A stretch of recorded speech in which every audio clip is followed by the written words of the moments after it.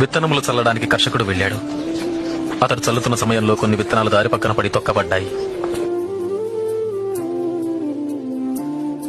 ఆకాశ పక్షులు వాటిని తినివేశాయి. మరికొన్ని విత్తనములు రాతి నేలను పడ్డాయి. మొక్కలు మొలిచినను చెమ్మలైనందున ఆ విత్తనములు ఎండిపోయాయి.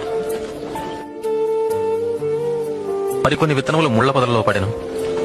ముళ్ల పొదలు వాటితో మొలిచినందున వాటిని అణచివేశాను. ఇంకొన్ని విత్తనములు మంచి నేలను పడినవి. ఆ విత్తనములు మొలిచి పెరిగి నూరంతలుగా ఫలించెను.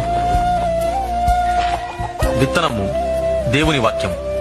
త్రోవ ప్రక్కన పడిన విత్తనములు ఎవరనగా వారు వాక్యం వింటారు, కానీ అపవాది వచ్చి వారి హృదయంలో నుంచి సందేశాన్ని దొంగిలించుకుపోతాడు. వారి నమ్మి రక్షణ పొందకుండాట్లు చేస్తారు. రాతి నేలను పడిన విత్తనములు ఎవరంటే వారు వింటారు, సందేశాన్ని అంగీకరిస్తారు కూడా, కానీ వీరు లేనందున కొంతకాలం మాత్రమే నమ్ముతారు. ముళ్ల పొదలలో పడిన విత్తనాలు ఎవరనగా వారు వింటారు, కానీ ఈ జీవన సంబంధమైన విచారముల చేతను ధనభోగముల చేతను అణచివేయబడి తద్వారా ఫలింపని వారు. మంచి నేలను పడిన విత్తనాలు ఎవరనగా యోగ్యమైన మంచి మనసుతో వాక్యము విని హృదయములో భద్రపరచి దానిని అవలంబించి ఓపికతో ఫలించువారు.